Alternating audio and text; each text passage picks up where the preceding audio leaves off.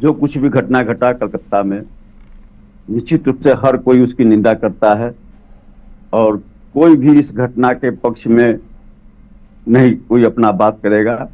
ममता दीदी भी इस मामला के खिलाफ सड़क पर उतरी हैं और पूरे देश में सारे लोगों ने इसकी भर्त्सना की।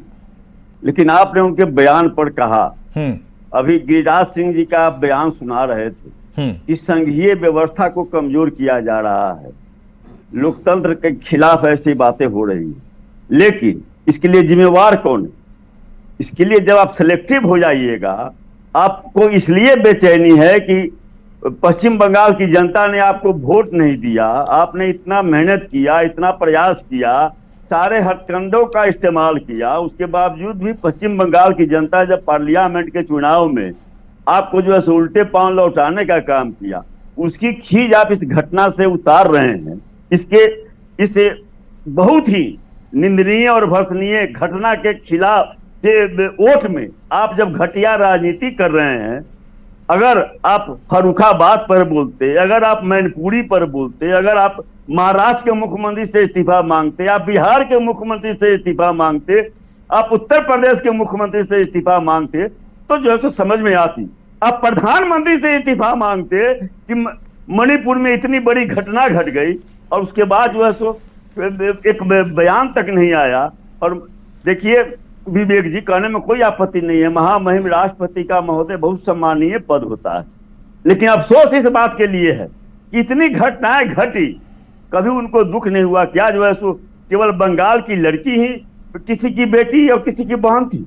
फर्रुखाबाद में, हाथरस में, उन्नाव में, अभी यहाँ महाराष्ट्र में, बिहार में गया में आप देख लीजिए, गया में अभी घटना घटी है, उसके लाश को लेकर जला दिया गया, उसके माँ बाप को नहीं देखने दिया गया।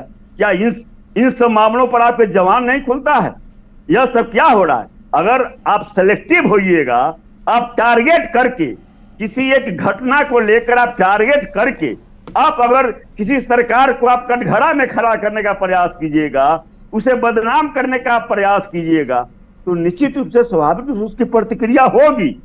और यह जो हो रहा है, यह निश्चित रूप से संघीय ढांचा के खिलाफ में हो रहा है। तो आपका यह कहना है कि बीजेपी यहाँ पर राजनीति कर रही है, ममता दीदी का राजनीति से कोई मतलब नहीं है, इसमें ममता दीदी का कोई दोष नहीं है, जो उन्होंने कहा वो राजनीति का हिस्सा नहीं है। नहीं, मैंने किन परिस्थितियों में, जिस ढंग से आप देख रहे हैं, खुलेआम कल जो है सो बंद के नाम पर गुंडई किया गया, खुलेआम जो है सो भाजपा के लोगों ने दुकान लूटने का काम किया, टीवी चैनलों पर आया है। तो आप इस ढंग से जब टारगेट करके किसी सरकार के खिलाफ, आपके जो खिलाफ में है उसके खिलाफ अगर आप टारगेट करके इस ढंग से आप अभियान चलाइएगा, तो उसकी प्रतिक्रिया होगी। आप संघवाद के खिलाफ काम कर रहे हैं, तो क्या आप इस रिएक्शन का समर्थन कर रहे हैं?